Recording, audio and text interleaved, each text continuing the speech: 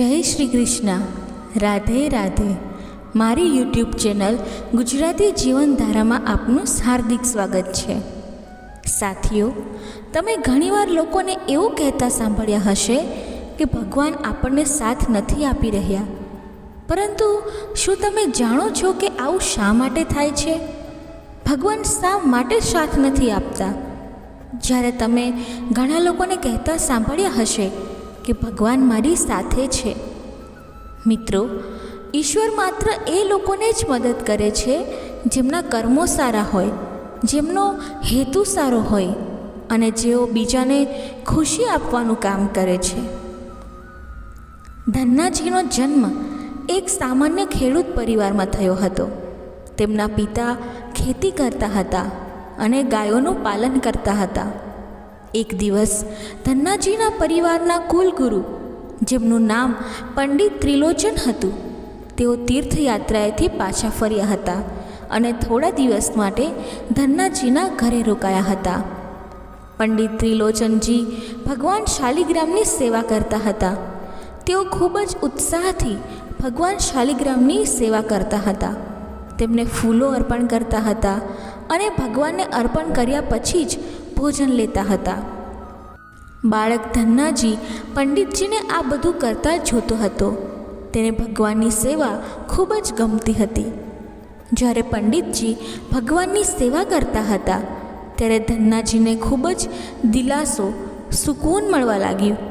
થોડા દિવસો પછી જ્યારે પંડિતજી જવા લાગ્યા ત્યારે બાળક ધન્નાજી પંડિતજી પાસે શાલિગ્રામ ભગવાનની જીદ કરવા લાગ્યા. તેમણે કહ્યું કે મને ઠાકુરજી જોઈએ છે.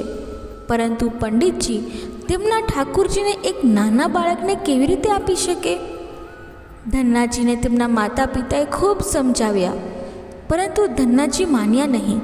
અંતે લોકોએ પંડિતજીને કહ્યું કે આ એક બાળક છે, તેમને શાલિગ્રામ જેવું કંઈક આપો અને તેમને ભ્રમિત કરી દો. બીજા દિવસે પંડિતજી નદીમાં સ્નાન કરવા ગયા, જ્યાંથી તેઓ એક ગોળ મટોળ નાનો મોટો કાળા રંગનો પથ્થર લઈને આવ્યા. તેઓ ધન્નાજી પાસે આવ્યા અને કહ્યું કે હું તમને મારા ઠાકુરજીને આપીશ, પરંતુ મારી પાસે બે ઠાકુરજી છે, મોટા ઠાકુરજી અને નાના ઠાકુરજી. તમને કયા ઠાકુરજી જોઈએ છે? ધન્નાજીએ તરત જ જવાબ આપ્યો કે મને મોટા ઠાકુરજી જોઈએ છે. પંડિતજી પણ એ જ ઈચ્છતા હતા. ત્યારે પંડિતજીએ ધન્નાજી અને મોટા ઠાકુરજી તરીકે એક મોટો કાળો પથ્થર આપ્યો. હવે ધન્નાજી ઠાકુરજીને જોઈને ખૂબ જ ખુશ થઈ ગયા અને ખૂબ જ ભાવથી તેમની સેવા કરવા લાગ્યા. જ્યારે ધન્નાજી ગાય ચરાવવા ખેતર તરફ ગયા ત્યારે ઠાકુરજીને પોતાની સાથે લઈ ગયા. ધન્નાજીની માતાએ તેમને બાજરીની રોટલી, અથાણાં અને ગોળ ખાવા માટે આપ્યા હતા. હવે ધન્નાજીએ પણ નક્કી કર્યું કે જ્યાં સુધી તેઓ પંડિતજીની જેમ ઠાકુરજીને ભોગ નહીં લગાવે અને જ્યાં સુધી તેઓ ઠાકુરજીને ખવડાવશે નહીં, ત્યાં સુધી તેઓ પોતે ભોજન નહીં ખાય. જ્યારે ધન્નાજી મેદાનમાં પહોંચ્યા ત્યારે તેમણે પ્રેમથી ઠાકુરજીને બોલાવ્યા અને કહ્યું કે જ્યાં સુધી તમે ભોગ નહીં ખાઓ ત્યાં સુધી હું પણ જમીશ નહીં. ધન્નાજીએ નક્કી કર્યું કે જ્યાં સુધી ઠાકુરજી પ્રગટ થઈને ભોગ નહીં લગાવે ત્યાં સુધી તેઓ અન્નનો એક ટુકડો પણ નહીં લેશે. જ્યારે ઠાકુરજીએ ભોગ ના લગાવ્યો ત્યારે ધન્નાજીએ તે રોટલી સાંજે ગાયને ખવડાવી. 3 દિવસ સુધી આમ ચાલતું રહ્યું. ન તો ઠાકુરજી ભોગ લગાવતા હતા કે ન તો ધન્નાજી ખાતા હતા. તે ચોથા દિવસની વાત હતી. ધન્નાજીની માતાએ ફરીથી રોટલી આપી. હવે ધન્નાજી ખેતરોમાં ગયા અને જોર જોરથી રડવા લાગ્યા અને ઠાકુરજીને આજીજી કરવા લાગ્યા. તેમણે કહ્યું કે તમે મોટા ઠાકુરજી છો, લોકો તમને રોજ 56 પ્રકારનું ખાવાનું ખવડાવતા હશે, પરંતુ હું તો બાળક છું. હું 3 દિવસથી ભૂખ્યો છું અને પરેશાન છું. શું તમને મારા પર દયા પણ નથી આવતી? મારા પર દયા કરીને જ થોડો ભોગ લઈ લો, જેથી હું પણ કંઈક ખાઈ શકું. કારણ કે પંડિતજીએ કહ્યું હતું કે તમને ખવડાવ્યા વગર હું કશું જ ખાઈ શકતો નથી. એટલા માટે પહેલાં તમે જમો, તે પછી જ હું જમીશ. ધન્નાજીની નાપાક પ્રાર્થના સાંભળીને ભગવાન શ્રી કૃષ્ણ પ્રગટ થયા. ધન્નાજી તેમના ઠાકુરજીને જોઈને ખૂબ જ ખુશ થયા. તેમણે ઠાકુરજીને તેમની માતાએ આપેલ અથાણાં અને ગોળ સાથે બાજરીની રોટલી આપી. ઠાકુરજીએ ખૂબ જ ઉત્સાહથી રોટલી ખાવાનું શરૂ કર્યું. 4 રોટલીમાંથી ઠાકુરજીએ 2 રોટલી ખાઈ લીધી. હવે ઠાકુરજીએ 3જી રોટલી ખાવાનું શરૂ કર્યું. ત્યારે ધન્નાજીએ તેમનો હાથ પકડ્યો અને કહ્યું કે તમે બધી રોટલી ખાઈ જશો તો હું શું ખાઈશ? મને 4 દિવસથી ભૂખ લાગી છે, મેં કંઈ જ નથી ખાધું. તમે 2 રોટલી ખાધી, હવે મારા માટે 2 રોટલી છોડી દો. તે પછી ઠાકુરજી હસવા લાગ્યા અને બાકીની 2 રોટલી ધન્નાજીએ ખાઈ લીધી, જે ઠાકુરજી છોડીને ગયા હતા. હવે તે તેમનો રોજનો નિયમ બની ગયો હતો. જ્યારે પણ ધન્નાજી ગાયો ચરાવવા જતા હતા ત્યારે તેઓ ખેતરમાં આવતા હતા અને ઠાકુરજી સાથે જમતા હતા. એક દિવસ ઠાકુરજીએ ધન્નાજીને કહ્યું કે તમે મને રોજ રોટલી ખવડાવો છો, પરંતુ હું મફતમાં રોટલી ખાવા માંગતો નથી. હું તમારા માટે કંઈક કામ કરીશ. ધન્નાજીએ કહ્યું કે હું બાળક છું, માત્ર ગાય ચરાવવાનું કામ કરું છું. હું તમને શું કામ આપી શકું? ત્યારે ઠાકુરજીએ કહ્યું કે હું તમને તમારી ગાય ચરાવી આપીશ. તે દિવસથી ઠાકુરજીએ ધન્નાજીની ગાય ચરાવવાનું શરૂ કર્યું. એક દિવસ ધન્નાજીએ ઠાકુરજીને પૂછ્યું કે તમે મને તમારા હૃદય કેમ નથી લગાડતા? ત્યારે ઠાકુરજીએ કહ્યું, હું તમારી સમક્ષ પ્રગટ થઈ ગયો છું, પરંતુ જ્યારે સદગુરુ જીવને સ્વીકારે છે ત્યારે હું સંપૂર્ણપણે તેને મળું છું. તમે હજી સુધી તમારા કોઈ પણ ગુરુનો આશ્રય લીધો નથી, તેથી હું તમને મારા હૃદય સાથે નથી લગાડી શકતો. ત્યારે ધન્નાજીએ કહ્યું કે મને ખબર નથી કે કોને ગુરુ કહેવામાં આવે છે, તો હું મારા ગુરુ કેવી રીતે બનાવી શકું? ઠાકુરજીએ કહ્યું કે જગતગુરુ શ્રી રામાનંદાચાર્ય કાશીમાં મારા રૂપમાં બિરાજમાન છે, તમે જઈને તેમનો આશરો લો. ઠાકુરજીની વાત મુજબ ધન્નાજીએ કાશી જઈને રામાનંદાચાર્યની શરણ લીધી. તે સમયે ધન્નાજી લગભગ 15 વર્ષના હતા. શ્રી રામાનંદાચાર્યજીએ ધન્નાજીને તેમના શિષ્ય તરીકે સ્વીકાર્યા અને તેમને હવે તેમના ઘરે જવાનો આદેશ આપ્યો. ધન્નાજીએ કહ્યું કે ગુરુજી, હું હવે ઘરે જવા માંગતો નથી, તમે મને ઘરે જવાનો આદેશ કેમ આપો છો? ગુરુજીએ કહ્યું, તમે અહીં રહીને ભજન કરશો તો ફક્ત તમને જ ફાયદો થશે, પરંતુ જો તમે તમારા ઘરે જઈને ખેતી કરીને અને માતા પિતાની સેવા કરીને ભજન કરશો તો તમારી સાથે અનેક જીવોનું કલ્યાણ થશે. ગુરુજીના આદેશ મુજબ ધન્નાજી ઘરે પરત ફર્યા. ત્યારબાદ જેવા ધન્નાજી ઘરે પહોંચ્યા, ઠાકુરજીએ તેમને દિલથી લગાડી લીધા. તે પછી ધન્નાજી સંતોની ખૂબ સેવા કરવા લાગ્યા. જ્યારે પણ કોઈ ઋષિ સંત તેમના ગામમાં આવતા તો ધન્નાજી તેમને પોતાના ઘરે લઈ આવતા અને તેમની ખૂબ જ પ્રેમથી સેવા કરતા. તેમને ભોજન કરાવતા. સંતોની સેવા કરવાના કારણે હવે દૂર દૂરથી તેમના ઘરે ઋષિ સંતો આવવા લાગ્યા. ધન્નાજી બધાનું ખૂબ જ પ્રેમથી સ્વાગત કરતા હતા અને તેમને ભોજન કરાવતા હતા. અને એક દિવસ ધન્નાજીના પિતાએ ધન્નાજીને કહ્યું કે જુઓ ભાઈ, આપણે ઘર પરિવારવાળા છીએ. જો કોઈ સાધુ મહિનામાં 1 કે 2 વાર આવે તો આપણે તેની સેવા કરી દઈએ અને તેને ખવડાવી પણ દઈએ, પરંતુ તમે આ સાધુઓના એવા મિત્ર બની ગયા છો કે દર બીજા દિવસે કોઈને કોઈ સાધુ આવી જાય છે અને પોતાની સાથે 1-2 બીજા પણ લઈને આવે છે. આપણે આપણું કૃષિ કાર્ય કરીએ કે આ સાધુઓની સેવા કરીએ તે યોગ્ય નથી. તમે હજી બાળક છો, તમે કંઈ કમાતા નથી, અમે જ તમારું પાલન પોષણ કરીએ છીએ અને ઉપરથી તમે સાધુઓને બોલાવી લાવો છો. આ હલકી કક્ષાના સાધુઓની સેવા કરવી યોગ્ય નથી. માટે એક વાત ખુલ્લા કાનથી સાંભળો. આજે પછી જો તમે કોઈ સાધુને લઈને ઘરે આવો છો તો હું તમને ઘરમાં પ્રવેશ નહીં કરવા દઉં. તમારે સાધુની સેવા કરવાની છે તો પહેલાં કંઈક કમાઓ અને તમારી કમાણીથી સાધુની સેવા કરો. પિતાની વાત સાંભળીને ધન્નાજી ઉદાસ થઈ ગયા અને ચૂપચાપ ઊભા થઈ ગયા. પછી પિતાએ ધન્નાને ઠપકો આપ્યો અને કહ્યું કે આજ પછી કોઈ સાધુને ઘરમાં ન લાવતા અને ખેતરોમાં ઘઉં વાવો. ખેતર તૈયાર છે, ઘઉંનું બિયારણ કોથળામાં રાખેલ છે, બળદગાડામાં લઈ જાઓ અને ખેતરમાં વાવો. ધન્નાજી બળદગાડામાં ઘઉં નાખી ખેતરમાં વાવવા ગયા. ધન્નાજી થોડે દૂર જ ચાલ્યા હતા કે રસ્તામાં કેટલાક સાધુઓનું એક જૂથ આવતું દેખાયું. ધન્નાજી બળદગાડામાંથી નીચે ઉતર્યા અને તે સાધુઓને પ્રણામ કર્યા. સંતોએ ધન્નાજીને આશીર્વાદ આપ્યા અને પૂછ્યું કે બેટા, આ ગામમાં ધન્નાજીનું કયું ઘર છે? તેમણે સાંભળ્યું છે કે તેઓ જગતગુરુ રામાનંદાચાર્યના શિષ્ય છે અને ખૂબ જ નાની ઉંમરમાં તેમણે ભગવાનના દર્શન કર્યા છે. અમે પણ તેમને જોવા માંગીએ છીએ.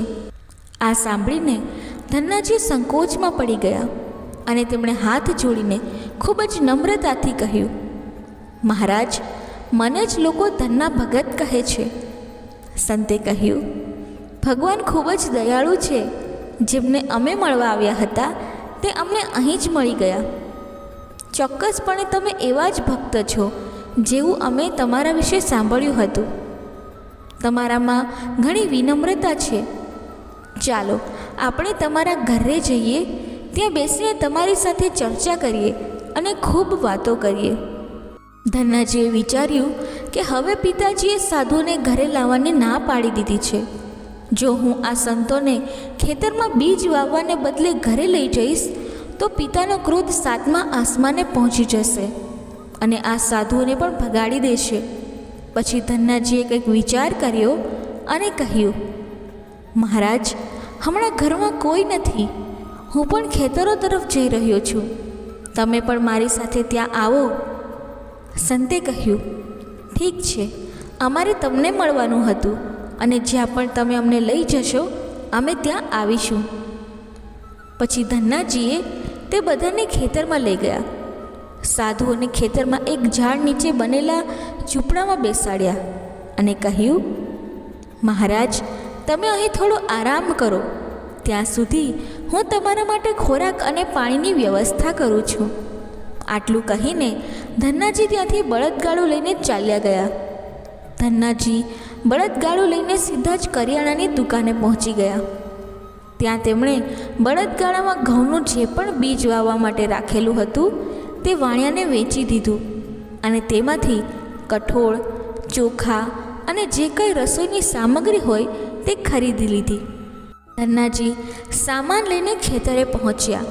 ત્યાં સંતો સાથે મળીને ખૂબ જ સરસ દાળ, ચોખા અને પ્રસાદ બનાવ્યો. ભગવાનને અર્પણ કર્યા પછી સંત અને ધન્નાજી ખૂબ જ પ્રેમથી બેસીને જમ્યા. આ દરમિયાન ભગવાનની ચર્ચા પણ થઈ. સંતોને જમાડ્યા બાદ ધન્નાજીએ તેમને ખૂબ પ્રેમથી મોકલી દીધા. સંતોના ગયા પછી ધન્નાજી વિચારવા લાગ્યા કે બીજ ભરેલા ઘઉં વેચીને તો મેં સંતોને ભોજન કરાવી દીધું. હવે ખેતરમાં શું વાવું? પિતા બીજ માંગશે તો હું બીજ ક્યાંથી લાવીને આપીશ?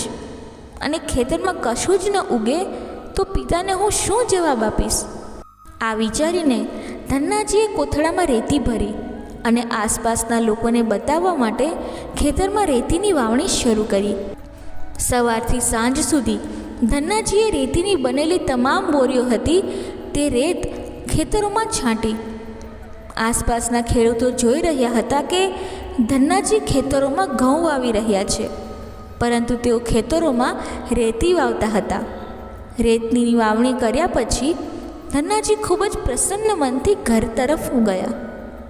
તેઓ વિચારવા લાગ્યા કે જો ખેતરમાં કંઈ જ ઉગવાનું નથી તો તેમને તેની સંભાળ લેવાની જરૂર નહીં પડે. જ્યારે ધન્નાજી ઘરે પહોંચ્યા ત્યારે પિતાજીએ પૂછ્યું કે બીજ ખેતરમાં વાવી આવ્યા? ત્યારે ધન્નાજીએ કહ્યું કે પિતાજી, હું બીજ વાવી આવ્યો છું. થોડા દિવસ વીતી ગયા. ધન્નાજીના પિતા અને ગામના કેટલાક મોટા વૃદ્ધો ધન્નાજી પાસે આવ્યા અને કહ્યું કે તમે કેવા પ્રકારનું બીજ વાવ્યું છે? આવો પાક અમે અમારા જીવનમાં ક્યારેય જોયો નથી. એવું લાગે છે કે જાણે ઘઉંનો એક એક દાણો માપીને વાવવામાં આવ્યો હોય અને સમાન અંતરે વાવવામાં આવ્યો હોય અને બધા જ અનાજ ઉગી ગયા છે. આટલો સુંદર પાક આજ સુધી અમે જોયો નથી. આ બધું તમે કેવી રીતે કર્યું? ત્યારે ધન્નાજી આશ્ચર્યચકિત થઈ ગયા. ધન્નાજી વિચારવા લાગ્યા કે બધા તેમને ટોણો મારી રહ્યા છે. ખેતરમાં કંઈ ઉગ્યું નહીં હોય એટલા માટે તેઓ આવી વાતો કરી રહ્યા છે.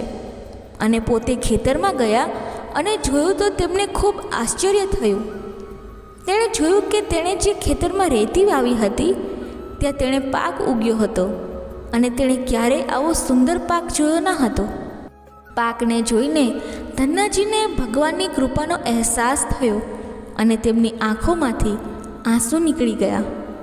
ત્યારે ધન્નાજીના પિતા અને અન્ય ગ્રામજનોએ રડવાનું કારણ પૂછ્યું તો ધન્નાજીએ રડતા રડતા આખી ઘટના જણાવી. ધન્નાજીએ કહ્યું, પિતાજી, જ્યારે તમે સંતોને ઘરે લાવવાની મનાઈ કરી અને ખેતર વાવવા માટે ઘઉં આપ્યા, તે જ દિવસે રસ્તામાં કેટલાક સંતોને હું મળ્યો. હું તે સંતોને મારા સાથે ઘરે ન લાવ્યો અને ખેતરમાં જ રહ્યો અને કરિયાણાની દુકાન પર બીજ વાવવા માટે લીધેલા બધા ઘઉં વેચી દીધા અને સંતોને જમાડ્યા. આ પછી મેં લોકોને બતાવવા માટે ખેતરમાં રેતી વાવી હતી. પછી મને ખબર નથી કે આ પાક કેવી રીતે આવ્યો. ધન્નાજીની વાત સાંભળીને તેમના પિતાની આંખમાં આંસુ આવી ગયા અને તેમણે કહ્યું કે મારા સૌભાગ્યની વાત છે કે મારા ઘરમાં આવો પુત્ર જન્મ્યો. આજ પછી અમે તમને રોકીશું નહીં. ખૂબ સાધુ સંતોને બોલાવીને સેવા કરો. અમે તમને ફરી ક્યારેય ના પાડીશું નહીં.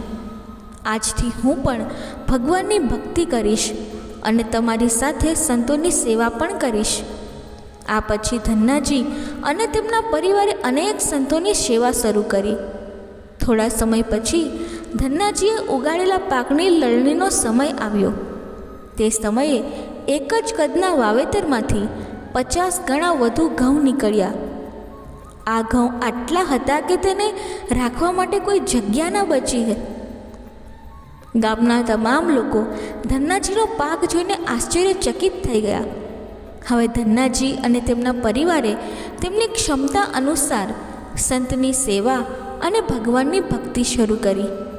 તેમના ઘરમાં હંમેશા સંતોની ભીડ રહેતી હતી.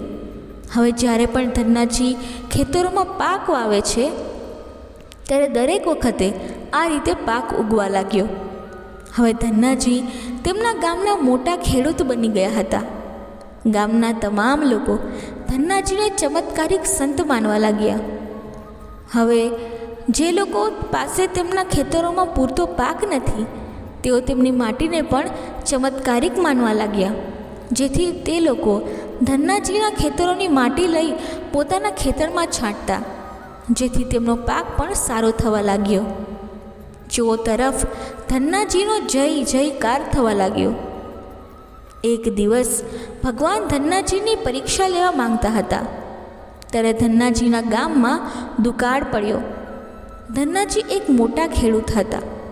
તેમની પાસે ઘણી ખેતી હતી અને અનાજના ભંડારો ભરેલા હતા. દુકાળના કારણે બ્રાહ્મણ, સંતો, તેમના ગામ અને આસપાસના વિસ્તારના ગરીબ અને જરૂરિયાતમંદ લોકો મદદની આશા સાથે ધન્નાજી પાસે આવવા લાગ્યા. ધન્નાજી પણ બંને હાથોથી ધન લૂંટાવા લાગ્યા. ક્યારેય કોઈ જરૂરિયાતમંદ વ્યક્તિ તેમના ઘરેથી ખાલી હાથે પાછો ફરતો ન હતો. ધીરે ધીરે ધન્નાજીનું અનાજ પૂરું થવા લાગ્યું. પરંતુ ધન્નાજીએ નક્કી કર્યું કે જ્યાં સુધી તેમનામાં ક્ષમતા છે ત્યાં સુધી તે કોઈ જરૂરિયાતમંદને ના નહીં કરે અને બધું વેચીને લોકોની મદદ કરશે. ધન્નાજીની સંત સેવાથી પ્રસન્ન થઈને એક દિવસ ઠાકોરજી પોતે સંતના વેશમાં તેમની પાસે આવ્યા. તેમણે ધન્નાજીને એક તુંબા મંડળ આપ્યું અને કેટલાક તુંબળના બીજ આપ્યા અને કહ્યું કે ધન્નાજી, આ બીજ તમારા ખેતરમાં વાવો અને જ્યારે તેમનો પાક પાકી જાય ત્યારે તેમાંથી જે કંઈ પણ મળે તેનાથી લોકોની સેવામાં ખર્ચ કરી દેજો. ધન્નાજીએ પણ એવું જ કર્યું. સંતના આદેશથી તેમણે ખેતરોમાં તુંબાના બીજ વાવ્યા. ગામના લોકો કહેવા લાગ્યા કે ધન્નાજી પાગલ થઈ ગયા છે. આવા ભયંકર દુકાળમાં પાકની વાવણી કરી રહ્યો છે અને તે પણ તુંબાનો. તેનો ઉપયોગ ફક્ત કમંડળ બનાવવા માટે થાય છે. આવો પાક ઉગે તો પણ એનો શો ઉપયોગ? દરેકને આશ્ચર્ય થવા લાગ્યું કે આટલા ગંભીર દુષ્કાળમાં પાણી વિના પાક કેવી રીતે ઉગી શકે. થોડા જ દિવસોમાં ધન્નાજીનું ખેતર લીલુંછમ થઈ ગયું. આ દરમિયાન ધન્નાજી જરૂરિયાતમંદોની સેવા કરતા રહ્યા. ધન્નાજીએ તેમના તમામ અનાજના ભંડાર સેવાદાનમાં લગાવી દીધા હતા અને તેમના ઘરમાં જે પણ પાકના બીજ રાખવામાં આવ્યા હતા તેમણે તે બધું જ સંતોને ભોજન માટે દાન આપી દીધું. હવે તેમની પાસે તેમના પરિવારના ગુજારા માટે ખાવાનું પણ બચ્યું ન હતું. ગામના લોકોએ કહ્યું, તે એક મૂર્ખ છે, તેણે બધું અનાજ લૂંટાવી દીધું. તેના પરિવાર માટે પણ કશું રાખ્યું નહીં. તેમણે પાકમાં રોપ્યું એ પણ તુંબા, જે કોઈ ખાઈ પણ શકતું નથી. ધન્નાજીને લોકોની વાતથી કોઈ ફરક ના પડ્યો. તેઓ ભગવાનનું નામ લેતા રહ્યા અને લોકોની મદદ કરતા રહ્યા. એક દિવસ ધન્નાજીના ખેતરોમાં પાક પાક્યો ત્યારે તેમના ખેતરમાં મોટા તુંબાના ફળ જોવા મળ્યા. ધન્નાજીએ વિચાર્યું કે હવે દાન કરવા જેવું કંઈ નથી. હવે તેઓ આ તુંબામાંથી કમંડળ બનાવીને સંતોને આપશે. ધન્નાજીના ખેતરોમાં તમામ તુંબા ફળ તોડ્યા અને તેમને ઘરે લઈ આવ્યા. જ્યારે તે ઘરે આવ્યા ત્યારે તેમણે કમંડળ બનાવવા માટે એક તુંબા કાપીને જોયું. ત્યારે તેણે જોયું કે તુંબા હીરા, મોતી અને કિંમતી રત્નોથી ભરેલો હતો. તુંબાને કિંમતી રત્નોથી ભરેલા જોઈને તે આશ્ચર્યચકિત થઈ ગયા. તેની પાસે તુંબાનો સંપૂર્ણ પાક હતો. તેણે જોયું કે આ બધા તુંબાના ફળો આવા કિંમતી રત્નોથી ભરેલા હતા. હવે તેમની પાસે ઘણા બધા કિંમતી રત્નો અને ઝવેરાત થઈ ગયા હતા, જેટલું કદાચ કોઈ રાજા પાસે પણ ન હોય. આ ચમત્કારને જોયા પછી ધન્નાજીને તે સંત યાદ આવ્યા. સંત જેણે તુંબાનું બીજ આપ્યું હતું. તેમણે કહ્યું હતું કે આ પાકમાંથી જે કંઈ પણ મળશે તેનો ઉપયોગ તે લોકોની સેવામાં કરે. હવે ધન્નાજી તે પૈસાથી લોકોની સેવા કરવા લાગ્યા. પછી તેઓ બંને હાથે લોકોની મદદ કરવા લાગ્યા. તે સમયે દુષ્કાળ ઘણા વર્ષો સુધી ચાલ્યો. તે સમયે ધન્નાજીએ પોતાના ગામમાં અને આસપાસના ઘણા ગામોમાં લંગર શરૂ કર્યું. આસપાસના સેંકડો ગામોના લાખો લોકો વર્ષોથી ધન્નાજીના લંગરમાં 3 વખત ભોજન કરતા હતા. ધન્નાજીએ પોતાના જીવનમાં અનેક મંદિરો, તળાવો અને ધર્મશાળાઓ પણ બનાવી હતી અને સંતો અને જરૂરિયાતમંદ લોકોની દરેક રીતે મદદ કરતા હતા. લોકો ધન્નાજીને ધનના શેઠ કહેવા લાગ્યા. ધન્નાજી જેટલું ધનવાન ક્યારેય કોઈ ન હતું. તે ધન અને મન બંનેથી સમૃદ્ધ હતા. આજે પણ તેમના નામે શ્રીમંત લોકોને ધનના શેઠનું બિરુદ આપવામાં આવે છે અને કહેવાય છે કે શું તમે ધનના શેઠ બની ગયા છો? સાથીઓ, જો ઈશ્વરની કૃપા જે વ્યક્તિ પર પડે છે ને, તેમના આશીર્વાદ જેમને મળી જાય છે, તેમના જીવનમાં કશું જ અશક્ય નથી. મિત્રો, કોઈ ગમે તેટલી સંપત્તિ એકઠી કરે, પરંતુ જો ભગવાનની ઈચ્છા ન હોય તો તમને તે પૈસામાંથી સુખ મળી શકતું નથી. લાખ પ્રયત્નો કર્યા પછી પણ જીવનમાં દુઃખ, અસંતોષ હોય તો સમજો કે ભગવાનની પણ એ જ મરજી છે. કદાચ ઈશ્વરે તમને થોડું નુકસાન પહોંચાડીને તમને મોટો લાભ આપવાનું આયોજન કર્યું છે, પરંતુ આપણે અજ્ઞાની લોકો માનીએ છીએ કે ભગવાન આપણને મદદ નથી કરતા. મિત્રો, આ કથા ખાસ કરીને એ લોકોએ સાંભળવી જોઈએ કે જે ભગવાનમાં માનતા નથી. એક ગામમાં એક લકડહારો તેની પત્ની, બાળક અને માતા સાથે રહેતો હતો. તે લકડહારો આખો દિવસ જંગલમાં લાકડા કાપતો હતો અને તેને બજારમાં લઈ જતો અને વેચી દેતો હતો. તેમાંથી જે પણ પૈસા મળે તેનાથી તે પોતાનો અને પરિવારનો ખર્ચ ચલાવતો હતો. આ પછી તેના માટે જે પણ સમય બાકી રહેતો તે લકડહારો ભગવાનનું ધ્યાન કરતો હતો. એક દિવસ તે લકડહારાની પુત્રીના લગ્ન નક્કી થયા. લકડહારો આખો દિવસ લાકડા કાપતો અને સાંજે તે પોતાની બેઠક પર બેસીને ભગવાનના ધ્યાનમાં મગ્ન થઈ જતો હતો. ઘણી વખત ગામના લોકો તે કઠિયારાને જોઈને એકબીજા સાથે વાત કરતા હતા કે કઠિયારો આખો દિવસ ભગવાનની ભક્તિમાં લીન રહે છે, તેને પોતાની દીકરીના લગ્નની ચિંતા પણ નથી. મને ખબર નથી કે આ કઠિયારા વરરાજાનું સ્વાગત કરશે કે નહીં. તેણે હજુ સુધી દહેજની કોઈ વ્યવસ્થા પણ કરી ન હતી. જ્યારે લગ્નને આડે હવે કુલ 3 દિવસ જ બાકી હતા. જ્યારે કઠિયારાની માતાને ખબર પડી કે લોકો તેના પુત્ર વિશે આવી વાત કરી રહ્યા છે, ત્યારે એક દિવસ તે રડતા રડતા કઠિયારા પાસે પહોંચી. તે કહેવા લાગી, બેટા, તું આખો દિવસ ભગવાનના નામનો જાપ કરતો રહે છે. જો તું તારા કામમાં આટલો બધો સમય પસાર કરતો હોત તો તું વધારે પૈસા કમાઈ શક્યો હોત. જ્યારે કઠિયારાએ તેની માતાને વાત સાંભળી ત્યારે તેણે કહ્યું, માતા, હું આખો દિવસ કામ જ કરું છું અને મને જે પણ સમય મળે છે તે સમય હું ભગવાનની ભક્તિમાં પસાર કરું છું. જ્યારે માતાએ કહ્યું કે બેટા, તારે માત્ર કામમાં જ મન લગાવવું જોઈએ, જેથી લગ્ન માટે થોડા પૈસાની વ્યવસ્થા થઈ શકે. કઠિયારાએ કહ્યું કે પૈસાની વ્યવસ્થા થઈ શકે છે એટલા માટે જ હું કાયમ કામ કરતો રહું છું અને ઈશ્વરને ભૂલી જાઉં એ મારા માટે શક્ય નથી. અને માં, ચિંતા ના કર, જે ભગવાનનું હું ધ્યાન કરું છું તે બધું જ જોઈ લેશે. શું તેને મારા બાળકોની પરવા નથી? કઠિયારાની વાત સાંભળીને તેની માં કહેવા લાગી કે બેટા, જ્યારે પણ હું તને કામ પર વધુ ધ્યાન આપવાનું કહું છું, તમે હંમેશા કહો છો કે મારા પ્રભુ મારા બધાનું ભલું કરશે. શું પ્રભુ પોતે કોઈના ઘરે કામ કરવા આવે છે? માતાએ જીદ કરી કે દીકરીના લગ્નને હવે માત્ર 3 દિવસ જ બાકી છે અને ઘરમાં એક પૈસો પણ નથી, ન તો બાળકો પાસે કપડાં છે. હવે મને કહો કે આવી સ્થિતિમાં તમારો ભગવાન શું કરશે? તે જ સમયે માતા તેના રૂમમાં ગઈ અને કેટલીક વસ્તુઓ તેની પાસે રાખી હતી.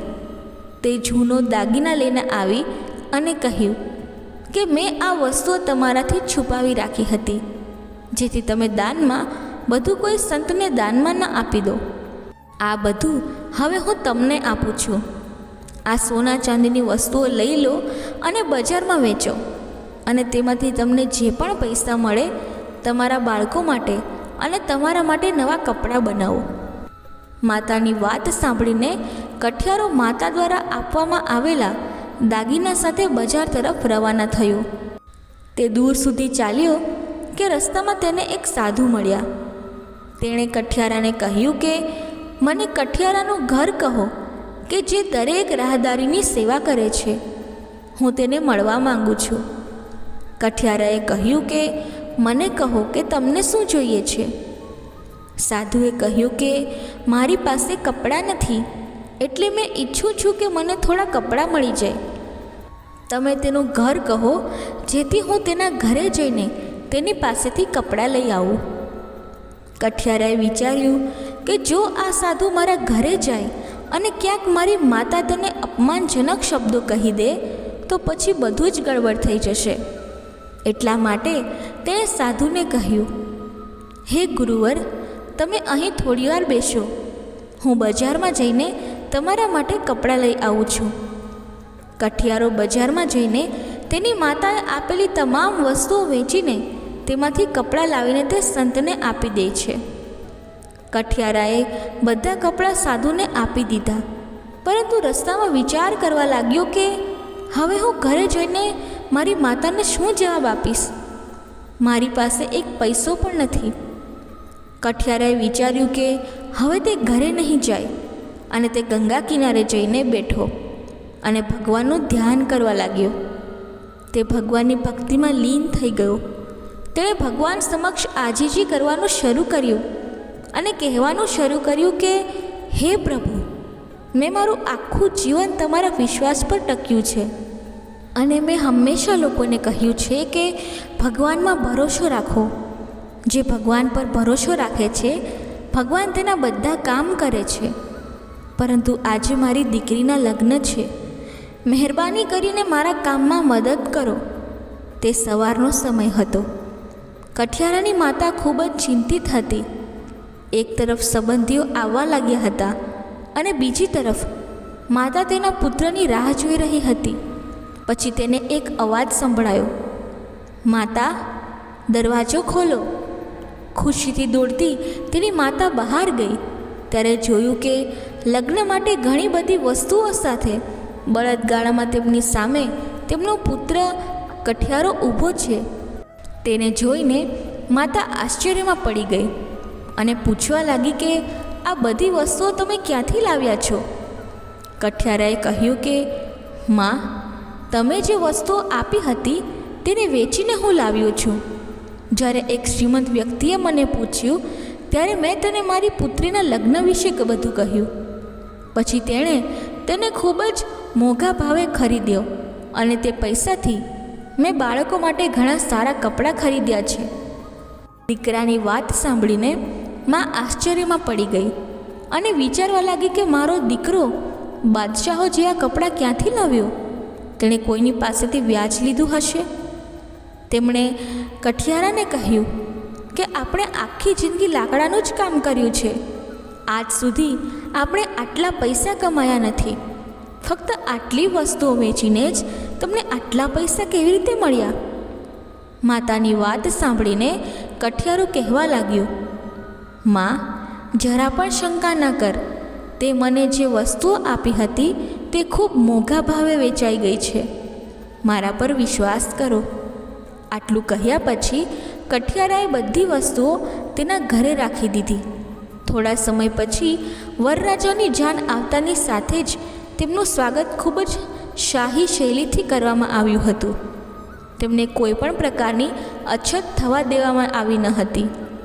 લગ્ન પ્રસંગે આખું ગામ કઠિયારાના ઘરે પહોંચ્યું હતું અને કેટલાક લોકો એવા પણ હતા કે જેઓ માત્ર કઠિયારાની ઇજ્જત જાય તે જોવા માંગતા હતા.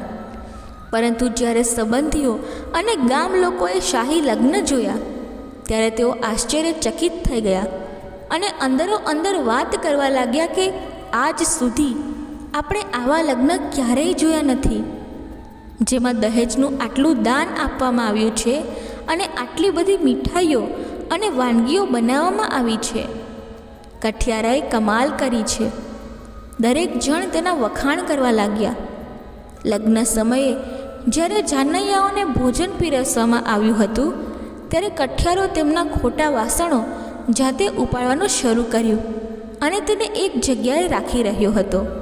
કઠિયારાઓને આવું કરતા જોઈને તેની માતાએ તેનો હાથ પકડી લીધો અને કહ્યું કે તું દીકરીનો બાપ છે. બધા જાનૈયાઓ તને જોઈ રહ્યા છે, એટલે આ કામ ન કરો. પરંતુ કઠિયારાએ કહ્યું કે માં, આજે મારું મન ઈચ્છે છે કે હું કંઈક સેવા કરું.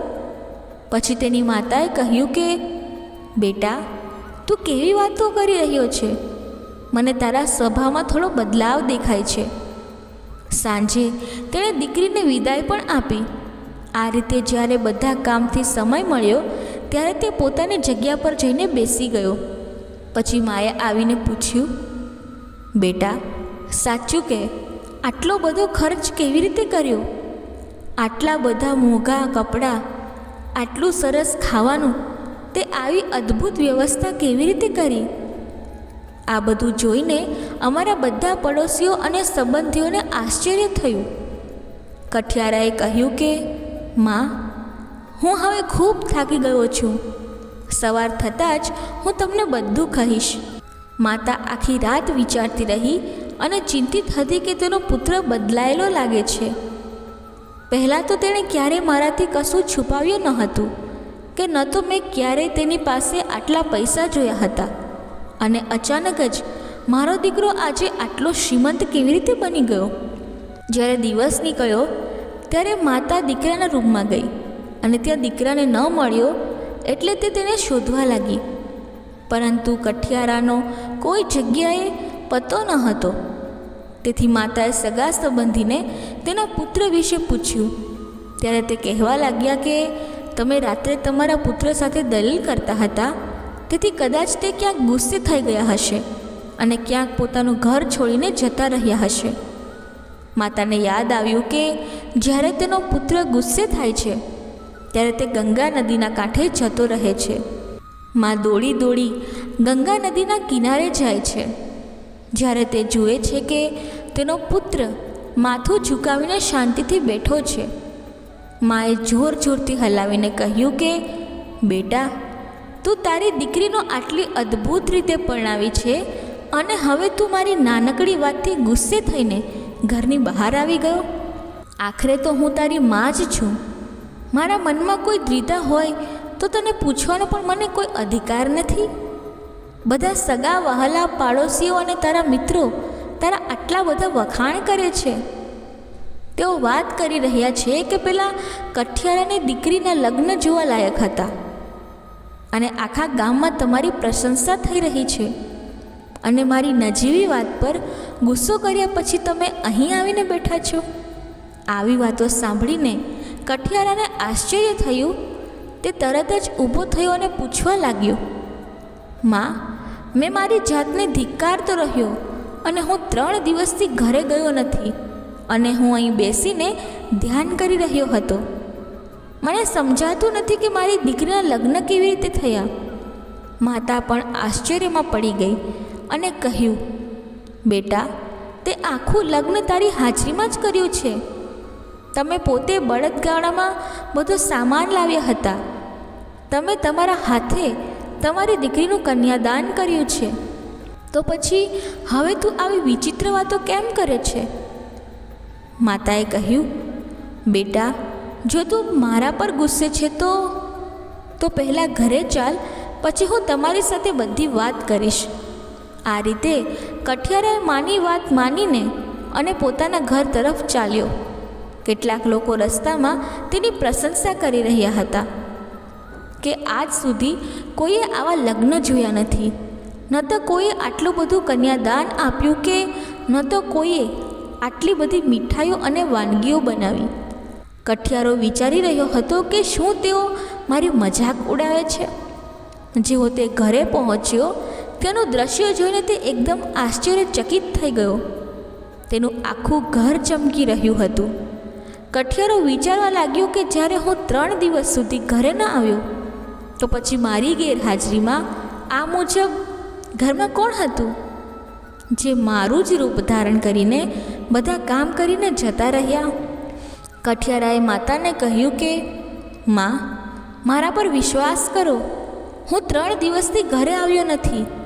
તમે મને સોના ચાંદીના દાગીના વેચાણ માટે આપ્યા હતા. તે બજારમાં વેચી તો દીધા હતા, પરંતુ રસ્તામાં એક સાધુની માંગણીથી મેં તેમને કપડાં ખરીદીને આપી દીધા હતા. આ પછી જ્યારે મારા ખિસ્સામાં એક પૈસો પણ ના બચ્યો ત્યારે હું કેવી રીતે મારા ઘરે પાછો આવત અને મારી પુત્રીના સાસરિયાઓને શું જવાબ આપત? હું પિતા તરીકેની મારી ફરજ પણ પૂરી ન કરી શક્યો. ત્યારે માતાએ કહ્યું, યાદ કરો બેટા, ગઈકાલે જ્યારે તું જાનૈયાઓના જૂઠા વાસણો ઉપાડતો હતો ત્યારે મેં તારો હાથ પકડ્યો હતો અને તેને કામ કરવાની મનાઈ કરી હતી. તમને આ પણ યાદ નથી? આ સાંભળીને કઠિયારાની આંખોમાં આંસુ વહેવા લાગ્યા. તે આખી વાત સમજી ગયો કે ભગવાન પોતે મારા ઘરે મારી જગ્યાએ મારું રૂપ લઈને આવ્યા હતા. મારા ભગવાન મારા ઘરે આવ્યા હતા. પછી તે વિચારવા લાગ્યા કે ભગવાન કેટલા દયાળુ છે, જે પોતાના સેવકની ઇજ્જત બચાવવા માટે પોતે નોકર બની જાય છે અને પોતાના ભક્તના ઘરે જાતે કામ કરવા જાય છે, આમ પોતાના ભક્તોની રક્ષા કરે છે. તો એ કોણ હતું જેણે તારા રૂપમાં બધું જ કામ સંભાળ્યું હતું? કઠિયારાએ તેની માતાની વાત સાંભળીને કહ્યું, માં, તું ઘણીવાર મારા પર ગુસ્સે થઈને કહેતી હતી ને કે આટલી બધી ભક્તિ કરવાથી તને શું મળશે? શું ભગવાન પણ જાતે કોઈનું કામ કરવા આવે છે? એ જ ભગવાન જેણે મને પોતાની ભક્તિમાં લગાવ્યો છે, તે જ ભગવાન મારું રૂપ લઈને મારા ઘરનું બધું કામ કર્યા પછી ચાલ્યો ગયો. આ શબ્દ સાંભળીને માતાએ કહ્યું, તમે સાચા છો, ભગવાને પોતે જ આપણી ઇજ્જત રાખી છે.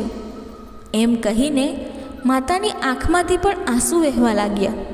સાથીઓ, જો કોઈ વ્યક્તિ નિસ્વાર્થ ભાવે ભગવાનની પૂજા કરે છે તો ભગવાન આવા ભક્તોને ક્યારેય મુશ્કેલીમાં ફસાવા દેતા નથી. ભગવાન હંમેશા તેમના ભક્તની મદદ કરે છે. ભગવાન દરેકને મદદ કરે છે, પરંતુ જેમ એક પિતા એક ખાસ પુત્રને પ્રેમ કરે છે અને તેની આજ્ઞાનું પાલન કરે છે, તેવી જ રીતે તે ભગવાનને જેટલું યાદ કરે છે, ભગવાનમાં જેટલો વિશ્વાસ તેને હોય છે, ભગવાનને જેટલો તે પ્રેમ કરે છે, તેટલો જ ભગવાન તેને પ્રેમ કરે છે. મિત્રો, જો તમને અમારો વિડીયો પસંદ આવ્યો હોય તો વિડીયોને લાઈક કરી ચેનલને સબસ્ક્રાઈબ જરૂરથી કરી લેજો અને કમેન્ટમાં જય શ્રી કૃષ્ણ જરૂરથી લખજો. મળીએ એક નવા વિડીયો સાથે. ખુશ રહો, તમારી જાતને સંભાળ રાખો. આભાર. જય શ્રી કૃષ્ણ. રાધે રાધે.